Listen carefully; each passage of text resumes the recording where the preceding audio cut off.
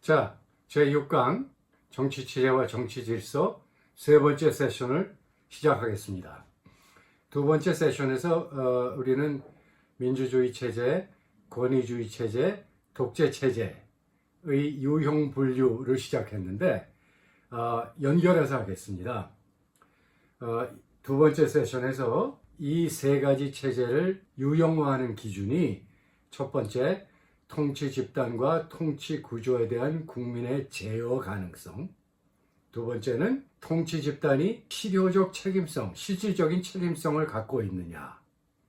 세 번째 기준은 통치 구조 자체가 개방적인가, 폐쇄적인가. 또 점정적 제도적인 한시성을 갖고 있느냐, 영속적이냐.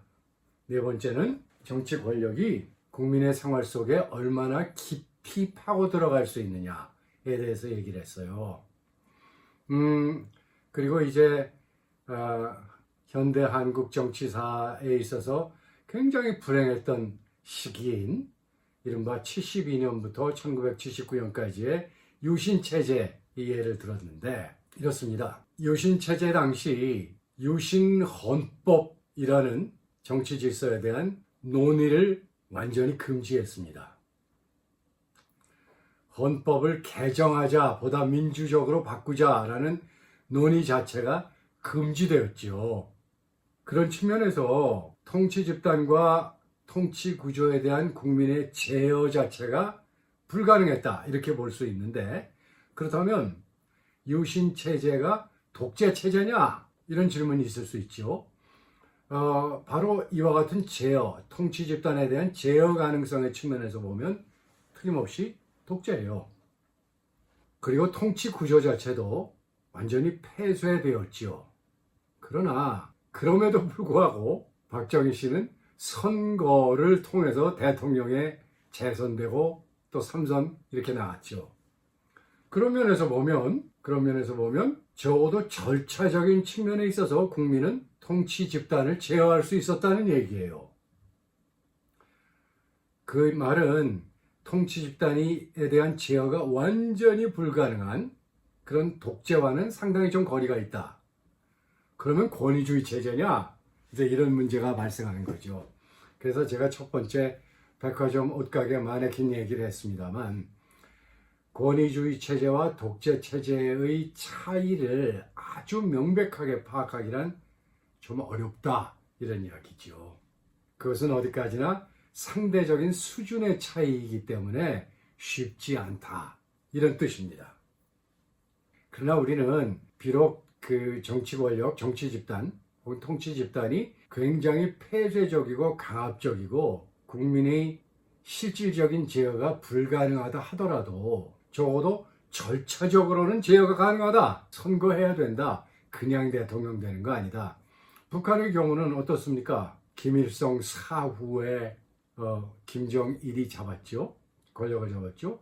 그리고 그가 세상을 떠난 후에 김정은이 최고 지도자의 위치를 받지 않았습니까? 일종의 계승이고 그 얘기는 완전히 리더십이 폐쇄되어 있다, 이런 얘기죠. 틀림없이 독재예요. 그러나 한국 유신 체제는 그것만은 아니었다, 이런 얘기죠. 물론 유신 체제 당시에는 대통령 선거가 국민의 직선이 아니었습니다. 통일 주체 국민회의라는 일종의 선거인단을 만들어내고 그 통일 주체 국민회의에서 거의 100%의 찬성을 받아서 박정희 씨가 대통령이 된 거거든요. 그러니까 실질적으로는 굉장히 폐쇄적이었지만 적어도 절차적인 그런 정당성을 얻기 위해서 노력했다는 측면에서 또 권위주의에 가깝다, 이렇게 볼 수도 있는 거죠. 그 다음에 또 다른 기준은 국민의 지지를 어떻게 끌어내느냐. 다시 말해서 통치 집단이 자신들에 대한 국민의 지지를 어떻게 끌어내느냐. 민주주의 체제는 설득입니다. 선거 때 분명히 알 수 있죠. 굉장히 많은 정책을 제시하고 또 굉장히 많은 공약을 하고 그래서 국민을 설득하려 하지 않습니까? 권위주의 체제는 강압과 설득을 모두 한다, 이렇게 볼 수 있고, 전체주의 체제는 완전한 강압입니다. 김정은의 통치 구조에 대해서, 김정은의 통치에 대해서 북한 사람들은 어떻게 얘기를 합니까? 정당하다고 여기도록 강압되지 않습니까? 최고 지도자의 사진이 모든 집에 붙어 있고 또 결혼식 때도 그 사진을 건다고 하더라고요. 그것은 얼마나 국민의 지지 혹은 동의를 이끌어내는 방식이 강압적인가 알 수 있죠. 따라서 독재 체제입니다. 그 다음에 또 사용하는 기준이 이제 정당 구조의 특성인데, 대부분의 모든 민주주의 체제에 있어서 정당 구조는 어떻습니까? 경쟁적이며 실질적인 영향력을 가진 복수 정당제를 갖고 있죠. 여러 정당이 공존한다는 거예요. 그래서 그들 간의 경쟁을 통해서 이를테면은 정치 권력이 만들어지지요. 우리나라는, 미국은, 영국은, 일본은 실질적인 정치적 영향력을 가진 여러 정당이 공존합니다. 그러니까 복수 정당제이며 또 그것이 실효적이다, 이런 얘기죠. 권위주의 체제 하에서는 복수 정당제가 존재하긴 합니다만 그 정당들이 그렇게 실질적인 영향력을 갖고 있는 것 같지는 않다. 갖고 있지 않다. 이런 얘기입니다. 그러니까 민주유신 체제 때에는 민주공화당이라는 여당이 있었고 또 신민당이라는 야당이 있긴 했지만, 그러나 이들이 실질적으로 경쟁할 수 있는 여건이 만들어져 있지 않았다. 이런 얘기입니다. 경쟁했습니다. 노력했지만, 그러나 야당의 정치활동은 아주 극도로 제한되고 억압받았다. 이런 얘기죠. 따라서 여러 정당이 존재하긴 하지만 각 정당이, 모든 정당이 실질적인 정치적 영향력을 발휘하지는 못했다는 거죠. 전체주의 체제, 독재의 경우는 여러분이 잘 아시다시피 강력한 단일 정당제를 갖고 있는 것이 대부분입니다. 북한에는 조선 노동당 하나가 거의 정치의 장을 독점하고 있지 않습니까? 그 다음에 또 물리적인 폭력에 의해서 불법적으로 혹은 탈제도적으로 국민의 생활을 억압하느냐? 민주주의 체제 전혀 아닙니다. 독재 체제 이러한 억압이 틀림없이 존재하고, 권위주의 체제도 상당한 불법적 억압, 정치적 억압이 존재하는 게 사실이에요. 마지막으로 이제 국민 각자의 개인 권익에 대한 실질적이며 실효적이라는 말은 정말 효력이 있는 그런 뜻인데, 보호장치가 존재하느냐? 민주주의 체제에 당연히 존재합니다. 우리나라 헌법에는 국민의 기본권이 분명히 규정되어 있고 그것이 보호되어야 된다고 또 규정되어 있으며 실질적으로 보호됩니다. 그러나 권위주의 체제나 전체주의 체제의 경우는 실효적 보호장치가 없지요.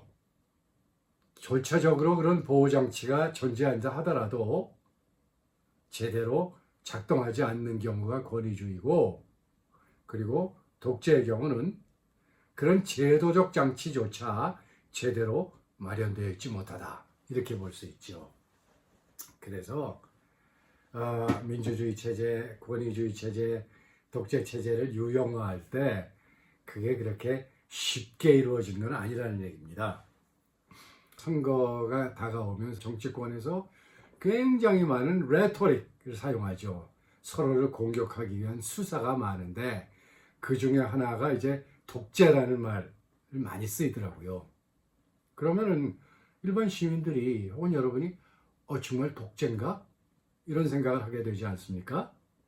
이때 우리는 이와 같은 분류 기준에 따라서 한번 진단해보면 과연 그 말이 타당한 건가, 단지 정치적 수사인가를 알 수 있지요.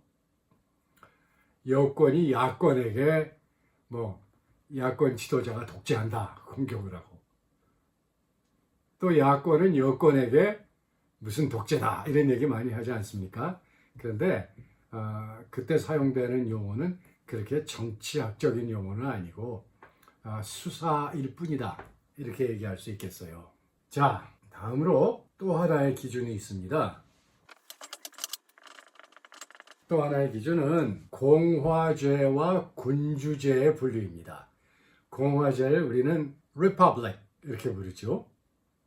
그 다음에 군주제를 Monarchy 이런 영어 단어로 표현을 하는데 이것을 분류하는 기준은 세 가지입니다.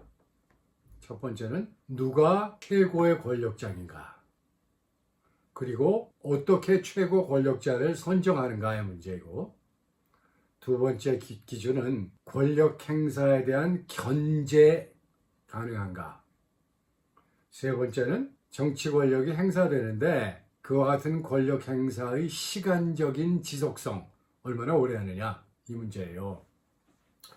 이렇게 볼 때 공화제의 경우는 이제 권력 행사의 지속성이 제한됩니다. 헌정 질서에 따라서 한시성을 갖는다, 이런 뜻이에요. 그 다음에 군주제의 경우는 권력 행사의 그 지속성이 유지되기도 하고 또 제어되기도 해요.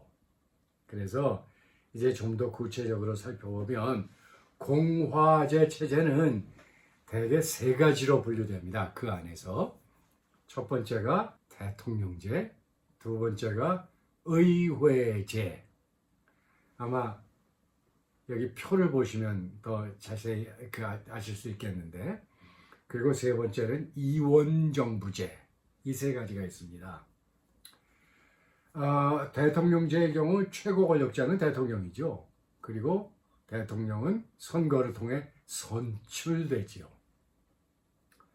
두 번째 의회제, 흔히들 지금까지 의원 내각제 이렇게 불리기도 합니다만, 정치학계에서는 대개 의회제라는 말로 통일해서 사용하고 있습니다. 그러니까 대통령제는 presidential system, 의회제는 parliamentary system이죠. 의회제의 경우 최고 권력자는 총리입니다. 수상이라는 말도 씁니다만 총리가 좋겠습니다. 총리는 선거를 통해 선출되지요. 그 다음에 이원정부제는 대통령도 있고 총리도 있어서 이 두 최고 정치 지도자가 권력을 분점하고 있죠. 물론 이들은 전부 선출됩니다. 그리고 대통령제건 의회제건 이원정부제건 대통령 혹은 총리의 권력 혹은 정부의 권력은 국민에 의해서 강하게 제어될 수 있습니다. 선거는 바로 최고 정치 지도자를 선출하는 방식인 동시에 그들을 제어하는 수단이기도 합니다. 대통령 선거를 통해 바뀔 수 있지요. 총리 선거를 통해 바뀔 수도 있고, 또 의회의 불신임 결의를 통해서 총리를 내쫓을 수도 있어요. 의회제의 경우는 총리뿐만 아니라 행정부, 즉 캐비넷이라고 불리우는 내각 자체를 내쫓을 수도 있어요. 권력 행사의 지속성, 대통령은 임기가 있으니까 그 권력 행사 기간이 한시적이죠. 의회제의 경우는 총리의 임기는 없지만 총리는 일단 선출되면 총선거, 국회의원 선거를 통해 선출되죠. 다음 선거까지는 자리를 유지할 수 있어요. 그러나 그 사이에도 바뀔 수 있습니다. 그 얘기는 나중에 다시 하기로 하고요. 우리가 군주제는 대개 두 가지로 나눠요. 첫 번째는 절대군주제, absolute monarchy. 두 번째는 입헌군주제, constitutional monarchy입니다. 절대군주제의 경우 최고 지도자는, 최고 권력자는 당연히 국왕입니다. 그리고 국왕은 선출되는 것이 아니라 전통적 제도적 장치를 통해서 계승되지요. 조선시대 생각하면 되지 않습니까? 여러분, 대개 장자가 계승을 했지만 그렇지 못할 경우 혈연 관계를 통해서 권력이 계승되지요. 입헌군주제의 경우 어떻습니까? 최고 권력자는 국왕이 아닙니다. 국왕은 상징적인 존재이고 국왕은 최고 권력자가 아니라 한 국가를 대표하는 그런 상징으로서 역할만 하고 실질적인 최고 권력자는 총리입니다. 그리고 총리는 선출되지요. 총리를 직접 선출하지는 않습니다. 우리가 다음 시간에 이제 의회제 정부에 대해서 보다 구체적으로 얘기하겠지만 총선거에서 이제 양원제의 경우는 주로 하원의원이죠. 하원의원 선거에 있어서 가장 많은 의석을 차지한 다수당의 대표, 당수가 총리가 되죠. 절대군주제의 경우 국왕의 권력을 제어할 수 있는가? 전혀 제어할 수 없는 것은 아니지만 굉장히 약하지요. 그러나 입헌군주제의 경우 총리에 대한 제어는, 국민의 제어는 아주 강하게 이루어질 수 있어요. 다수당의 대표, 당수가 총리가 된다고 그러지 않았습니까? 마음에 안 들면 다음 선거에서 그 당 지지하지 않으면 됩니다. 따라서 국민의 지지를, 가장 많은 지지를 얻은 다수당의 당수 대표가 총리가 된다는 측면에서 국민은 정치 권력에 대한 강한 견제 수단을 갖고 있는 거죠.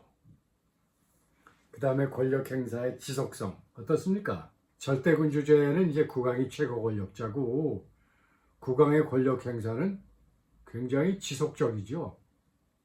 죽을 때까지 대개 지속된다는 거죠. 그러나 입헌군주제의 경우는 총리가 최고 권력자이기 때문에 권력 행사의 지속성이 크게 제한되죠. 그러니까 입헌군주제의 최고 권력자인 총리는 이론적으로는 다음 선거까지 그 권력을 행사할 수 있어요. 그러나 중간에 얼마든지 바뀔 수가 있어요. 여러 가지 제도적 장치를 통해서 바뀔 수가 있기 때문에 헌정 질서에 따라서 이를테면 그 권력 행사의 지속 기간 혹은 지속성이 규정되나 영속적인 건 아니다. 우리가 이렇게 이야기할 수 있지요. 이제 우리가 또 논의해야 될 것은 특히 공화제 가운데 대통령제와 의회제입니다. 대통령제와 의회제는 각기 어떠한 절차적, 제도적 특성을 갖고 있고 또 양자는 대통령제와 의회제는 어떤 면에서 다른가 이런 논의를 해야 되는데 상당히 긴 논의입니다. 그래서 다음 세션에서 하기로 하겠습니다. 이 얘기는 6강의 경우는 논의의 범위가 좀 넓기 때문에 세션을 4개 열게 된다 이런 뜻입니다.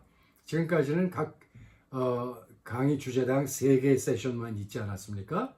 그런데 이 정치 체제, 정치 질서에 대한 우리의 그 논의는 4개의 세션을 필요로 한다 이런 뜻이에요. 그래서 이어서 4번째 세션을 갖도록 하겠습니다. 4번째 세션에는 대통령제와 의회제의 특성과 그 차이를 조금 더 상세하게 이야기해 보도록 하겠습니다. 3번째 세션은 일단 여기서 마치도록 하겠습니다.